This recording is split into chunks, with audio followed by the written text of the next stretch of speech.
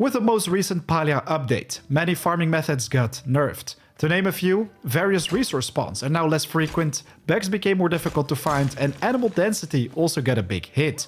Well, ladies and gentlemen, my name is 4am and I've got some great news for you because I already have the answers ready to maximize your hunting game and resource gathering. In today's video, I'm gonna share some of my secrets and animation hacks to find resources a lot easier, up to double the speed at which you can chop down trees, find Palium and flow trees on demand, and so much more. So without further ado, let's get right to it.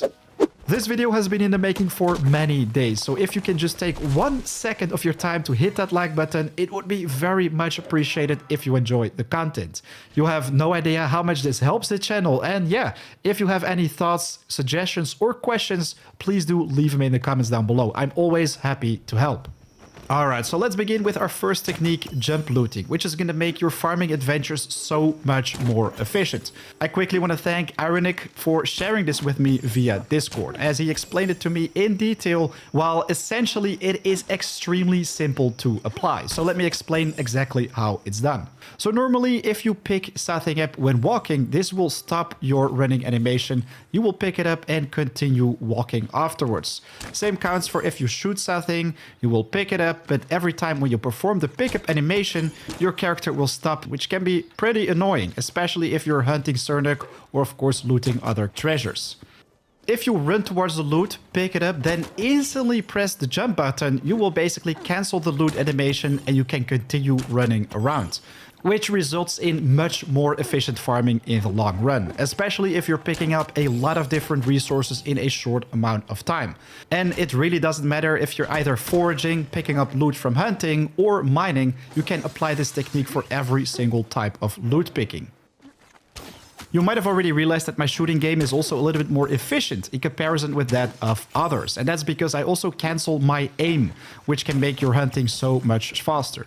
So if we just pick a target in the distance, for example, that lamp right in front of us, if we shoot at it, you will see that a short time afterwards, our aim will stay on the target. So that will kind of take extra time away from us while holding that bow. You can actually cancel this if you quickly click the right mouse button after shooting your arrow. So then the shooting will become much more efficient. Otherwise, your reticle is just going to stay on target. Your character basically freezes. Using these techniques at the same time can make your farming runs so much more efficient, especially the Sernuk hunting, so be sure to use them at all times. And yeah, to spice up your hunting game even more, I also use jumps every time right before I land a shot. Gain a little bit of altitude, which actually makes landing shots even easier, especially if you're still using the first tier bow. The next trick in line is one which I found out almost instantly and I've been using since the very early days of the closed beta, as I'm very used to always spam clicking every time when gathering resources. Anyways, this one will also give you a nice speed boost to farming resources. Both chopping down trees and mining, especially rare resources, are gonna be farmed a lot faster. Some of them even more than twice as fast. So normally if you want to chop down trees, you just take out your axe and then hold the chop button. So you can take down a tree with a regular animation speed. While this can actually be done a lot faster if you cancel the animation. So let's do that again. This time we're gonna chop, and every time when you see the HP bar go down of the tree, you wanna click again. This actually makes it a lot faster, allows you to chop down trees much more efficiently. For this method, your timing has to be perfect. If you click too soon or too late, you will either have the regular animation or it will simply stop it entirely. It's gonna require a little bit of practice, while once you know how it's done, it's gonna start to feel very natural. And wow, look at that, we just got our hands on a golden glory bee after chopping down this tree. Anyways, here's a little comparison of two exactly the same trees from Bahari Bay, which I chopped down. You can clearly see that the one on the right, where I apply this method, goes down a little bit faster. You might say that the time difference isn't huge, but trust me when I say that this method becomes extremely powerful when using it when chopping down flow-infused trees. Earlier today, I spent a nice amount of time chopping down trees and testing this method. So if you're using the regular way to chop down a flow-infused tree, this is a medium-sized one, by the way, which you can chop down solo.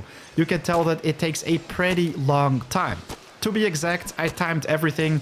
It takes exactly 21 chops before the tree falls down, which in my opinion is a pretty long time. I don't really like soloing these trees with a regular method, while if you apply the cancel animation, you can actually take them down more than twice as fast.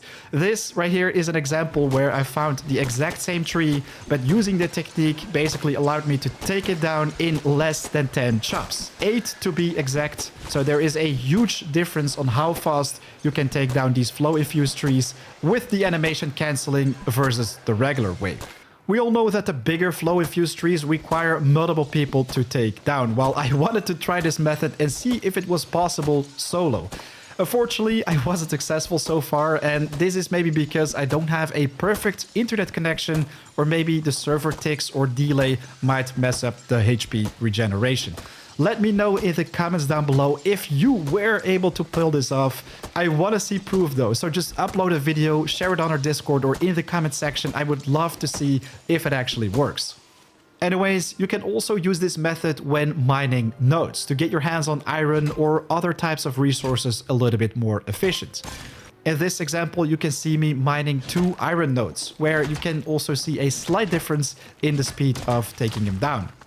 Again, the more difficult the resource is to gather, the more efficient this method will be. So if you use it against Palium nodes, especially the biggest ones, you are gonna see a much bigger timing difference as well.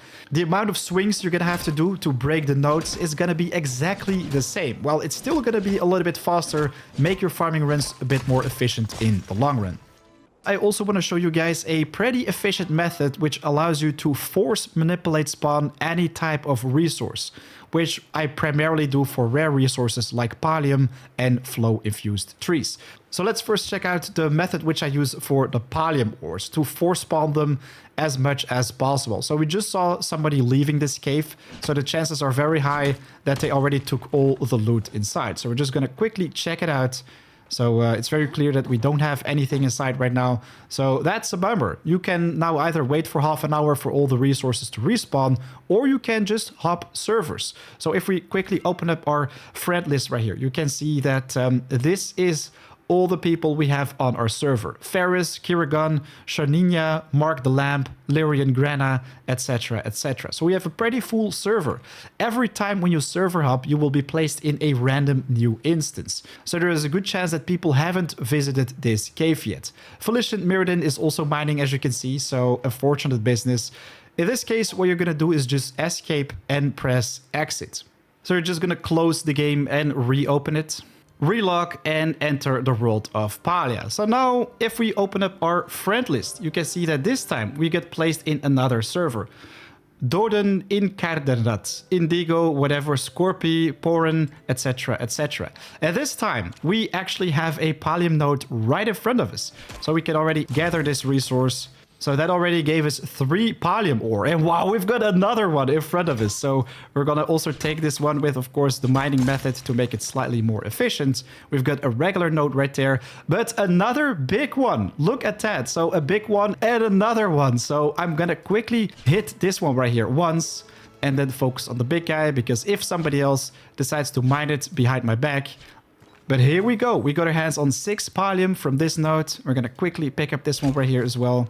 But we currently have 12 Palium. Look at that. I'm also gonna quickly check out the server once again. So Doden, Indigo, Scorpi, Sete Ember, etc, etc. Gonna exit the game once again. Okay, so we restarted the game. Now we're just gonna press play and see the magic happen.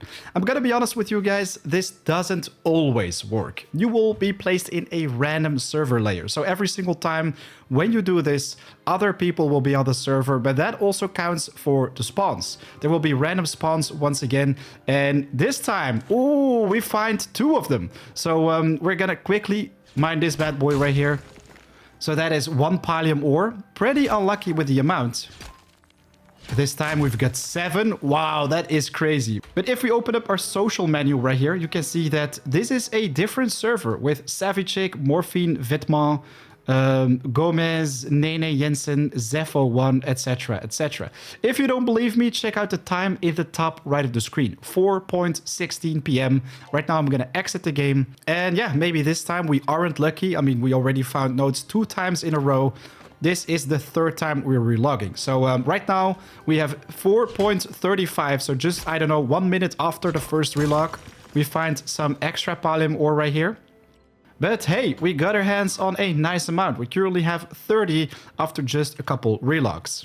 So now my hands down favorite places to farm for this. I already made a guide which you can find at the top right of the screen to make your Palium runs as efficient as possible. But my personal favorite spot is this one right here, south of the Hideaway Bluffs, because the quick travel is very close. And yeah, this seems to be a underrated area where not many people do server hops, while this one is overcrowded. Between the Hideaway Bluffs and the Windy Ruins, you have a mine which goes to the beach, let's say.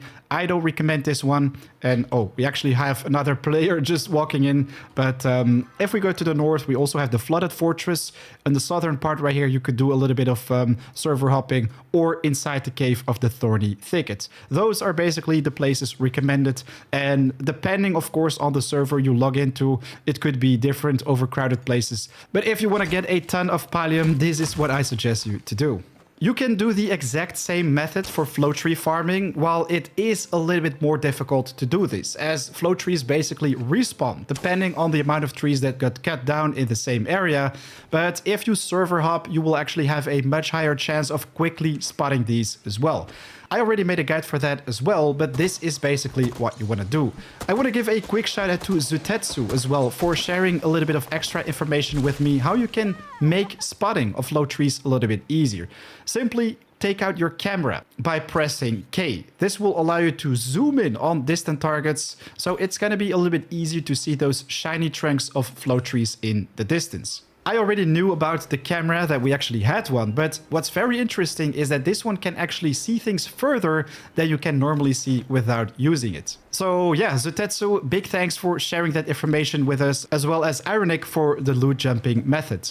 Ooh, look at that. We've got 10k gold. Wow. If you want to get rich in the game, by the way, I have plenty of videos for that. Sernuk hunting, still my favorite. But yeah, if we quickly look at my Palium, I already have 56 bars right here and a lot more ores. Oh boy, I have to start smelting these fellas. Let me know in the comments how much Palium you were able to gather within 30 minutes using the server hopping method. But yeah, that is basically everything you need to know to make your farming runs as efficient as possible. A new video is coming up which will make you rich passively. I'm not gonna say too much yet, but it's a work in progress and I can't wait to share it with you guys. Anyways, a big thanks for watching. Be sure to leave a like if you found this video helpful, and of course share your findings about everything we discussed today in the comments down below. Right now though, it is 4 AM out. I have plenty of guides on the channel already, while there is much more coming your way. So be sure to subscribe to stay in the loop with future videos. I want to wish you guys a lot of luck with the farming runs, and see you in the next video or live stream. Take care. Peace.